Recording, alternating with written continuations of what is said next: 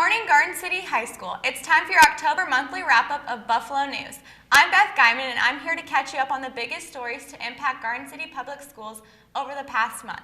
And I'm Kirsten Neff. On today's live broadcast, we'll tell you about some incredible educators and some activities happening in our school district. Sounds good. Without further ado, let's jump right in. Your news starts right now.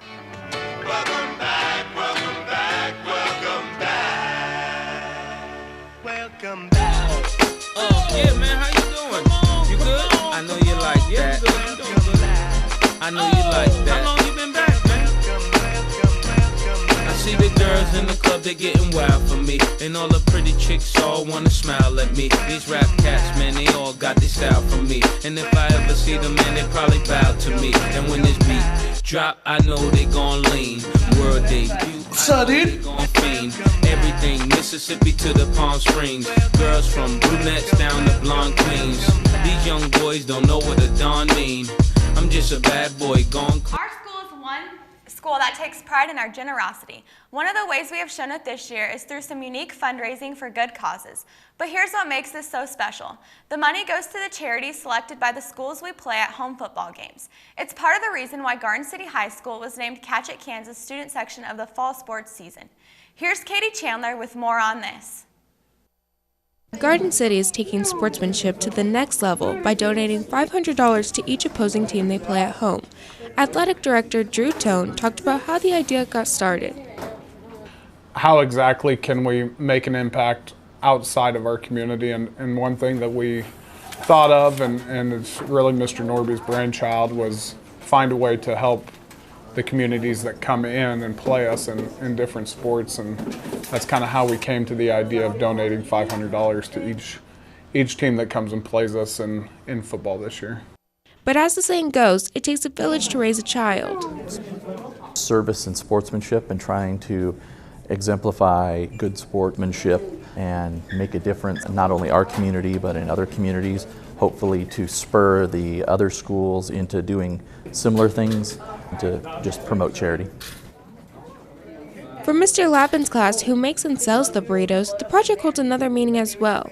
The main goal for the project is for our kids to get some work skills and learn how to work in a business. And then it's just kind of transformed into this thing where we're helping other people and doing good things with it.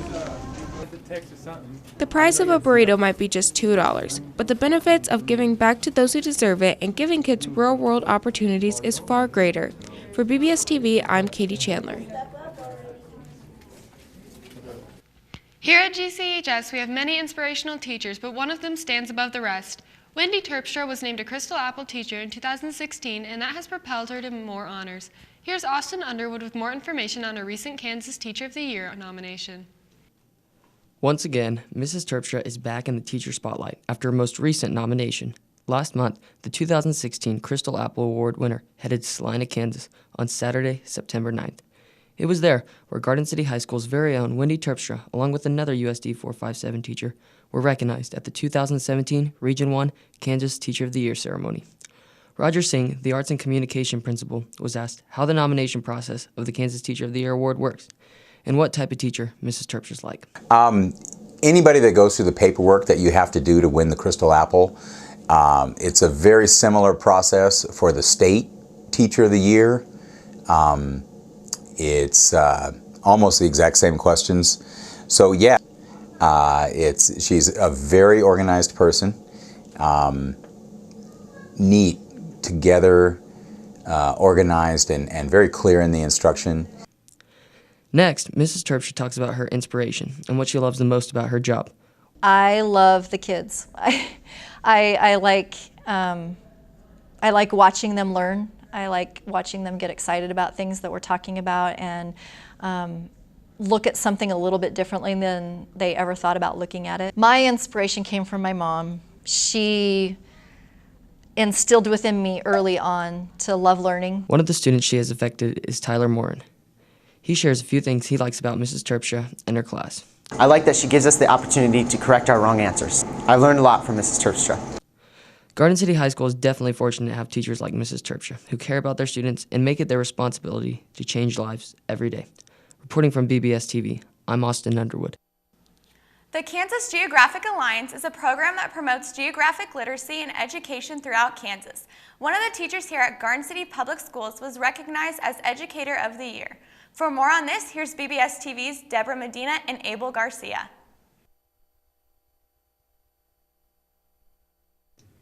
Lynn Boitano, a Read 180 instructor at Bernadine Sitz Intermediate Center, was named the Kansas Geography Educator of the Year for 2017 by the Kansas Geographic Alliance, also known as KGA. The Kansas Geographic Alliance is a not-for-profit organization dedicated to advancing geographic literacy among the citizens of Kansas. The KGA is funded by the National Geographic Education Foundation. Ms. Boitano goes on to talk to us about her views of geography. They're curious about the world around them. They're curious about people, they're curious about cultures, they're curious about why things are where they're at. They just have this wonderful natural curiosity, and geography satisfies that curiosity. Geography is the interrelationship between people, cultures, and their environment. Boitano has led the KGA in Geography Awareness Week and doing a special Silver Rail show in November on High Plains Public Radio each year. She volunteers to help at the Kansas Geographic Beam and is an ambassador for geography education. The mission of the KGA is to promote and support geographic literacy and education throughout Kansas. I'd like the students to know just what a tremendous impact they have had on us, and how much we remember them, and how when we see them, what a treat it is to see them grow into these wonderful young adults. For Buffalo Broadcasting System, I am Abe Garcia. There are many ways to thank our men and women in blue, but we thought that breakfast would be a hearty way to start their day. Our school recently held an event celebrating all of our first responders in our community. Here's Dade Horney with more on Breakfast with Badges. The emergency teams were at Garden City High School on October 11th, but for good reasons. Student Council and the culinary classes hosted a Breakfast with Badges. Students came to eat breakfast with the Garden City EMT units, police, and firefighters. Student Council Director Kayleen Dugard expresses what she was hoping the students could get from this experience. Well, our goal was for the students to have an opportunity to thank and recognize our first responders of our community and show them the appreciation for the many wonderful things they do, and the service, the acts of bravery and courage that they demonstrate every single day. And I just finished telling some of the officers we'd love to be able to do this for them every day, but at least a couple of times a year we'd like to be able to remind them how much they mean to us in this community. The culinary classes prepared scrambled eggs, grilled potatoes, sausage links, and pancakes. Culinary student Hector Nunez said he was expecting more people to come, so the culinary classes prepared extra food. Now is Nunez with what the culinary classes were expecting. We're just hoping to see that they're all having a good time, enjoying the breakfast that we made for them, and just seeing that everyone enjoyed everything. The EMTs, police, and the firefighters were sitting with students during the meal and were keeping up good discussions. Firefighter Bradley Ross was here at this event and tells what he was hoping to see and do. Hanging out with everybody, getting to see a couple of new faces, getting to see some young kids maybe interested in some sort of emergency medical services, fire, police, EMS. Culinary classes and student council are hoping to host more Breakfast with Badges events. So catch them when they host it. Reporting for BBS-TV, I'm Dade Horney. For 50 years, Jenny Wilson Elementary School has been a model school for Garden City and the state of Kansas. Miss Jenny Wilson was an educator in Garden City area from 1915 until 1960. 1 year after her death in 1966, USD 457 honored her dedication to young people by naming the school after her. Crystal Arroyo and Raquel Garcia went to their birthday celebration and have this report. Jenny Wilson is different from other schools because of the staff, the community that we have within our staff, just the overall attitudes that we have. We are a family, we are a second family. We treat our students as family, we treat each other as family, and I think that the students can definitely feel that and see that as well, and I think that's what makes Jenny Wilson so much different than everyone else. I wondered what it was like 50 years ago, and in another 50 years, it's going to be interesting to see where technology takes us and where the future does.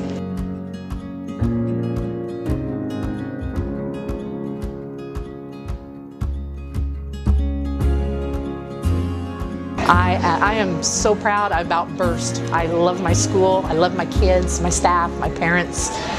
It's just an amazing place. It's actually quite a nostalgic experience. It's like so many memories like come rushing back to me, and there's some good, some but other than that, like I got to see a lot of my teachers again, and I'm still quite shocked that they still remember me.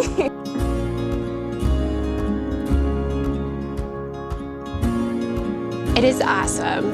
There's so much have changed, but so much is still the same. So it's really cool to have the memories from when I was a student, and now I get to pass on those fun memories to other kiddos now. So it's really cool to come back and they remember me as a student. So I hope I can leave a better impression as a teacher, but it's been a great experience.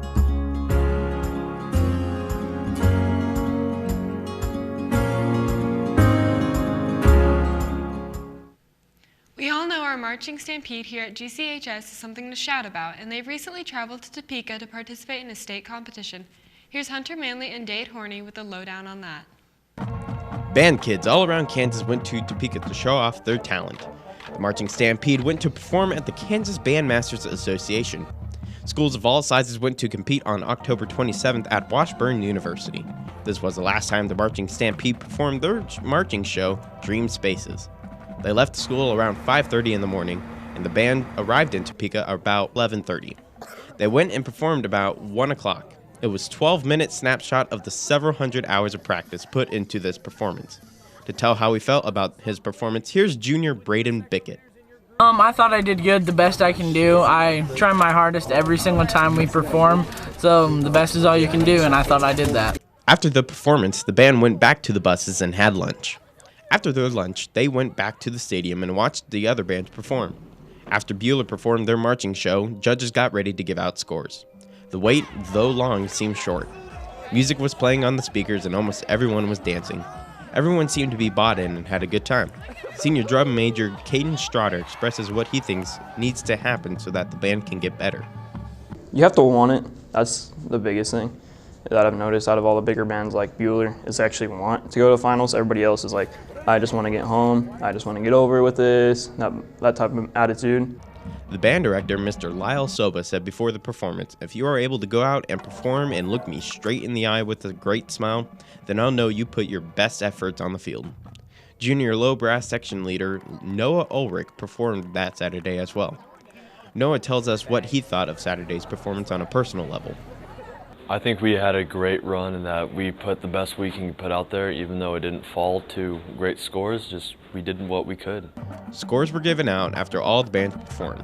It finally got to Garden City Marching Stampede. The score of the Stampede wasn't very high though. The Stampede got last place of the 6A schools. Bueller got first out of the 6A schools. After scores were given out, everyone went home and the band didn't get back until about 1 in the morning.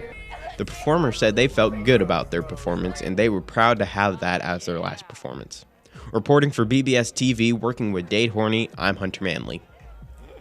Along with band, our theater department has consistently stolen the show under the direction of Barbara Hilt. Their upcoming musical, In the Heights, tells a story very similar to what we experience in Garden City on a daily basis. Buffalo Broadcasting's Araceli Alcantar, Wee Lee, and Katie Chandler have more on their next production. In the Heights, written by Lin-Manuel Miranda, is a story about 3 days in a diverse Latin community in Washington Heights, New York, centered around Nina and Usnavi and their families. It is a show about first and second generation immigrants living in New York City in 2008. Even though we live in Kansas, a lot of our students can relate to this show because a lot of them are first and second generation immigrants. Most of them are immigrated from another country. So it's mostly about finding your place and where you are. But like any good play, there's more to the story than meets the eye. I really like because it shows a side of us that many people might not know or might have never noticed. So it's it's sort of an eye-opening play. Our music director, Miss Alvarado, she said it's the first time she's seen a character that represents her, like in a musical that's not like over dramatic, like the stereotypes are over dramatized. So it's just nice to see that they're finally, like, people who come from these countries are finally being represented. I think the show is extremely important for Garden City and for our state as a whole because we're so diverse. So it teaches adversity and diversity all in one. It's a beautiful show. It means a home to me, honestly, because having it here in Garden City is showing a home for everyone, because not mostly everyone thinks that, you know, Garden City is a home, and people find their home here in Garden City, and it means a lot to everybody. And it's just a really great community, and we have different cultures here, and it's very nice, and everyone just gets along. So for having this show here, it just means a lot. In the Heights represents everybody's life in Garden City. Everybody's parents is or was an immigrant. So to us, it represents like all of us coming together. Lin-Manuel once said that his dream was to be in the club that writes the musicals that every high school does. And thanks to the GCHS Theater Department, that dream is starting to come true. For BBS-TV, I'm reporting for Katie Chandler and Wheelie.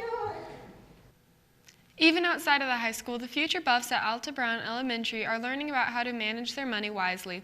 For a look at how they plan to achieve this, we'll turn it over to BBS-TV's Darby Schneider. There's change in the air at Alta Brown Elementary School. The Alta Brown Dragons have opened up a credit union. This credit union is student-run with some help from the teachers. Student Savannah Wilson tells about her experiences with the newly opened bank.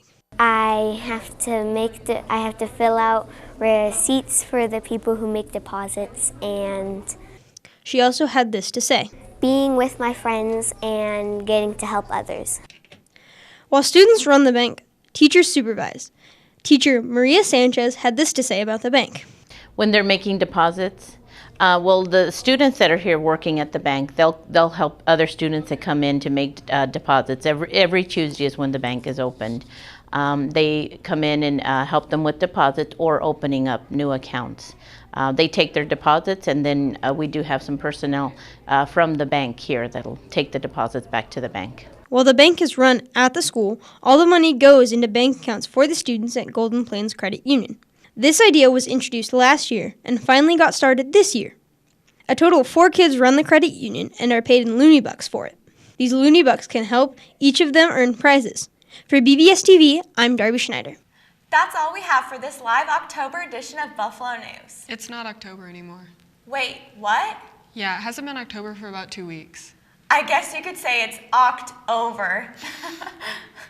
For the staff and crew of BBS-TV, I'm Beth Guyman. And I'm Kirsten Neff. We wish you a happy start to the holiday season. We hope you'll join us here again next month for another edition of Buffalo News. Take care, everybody.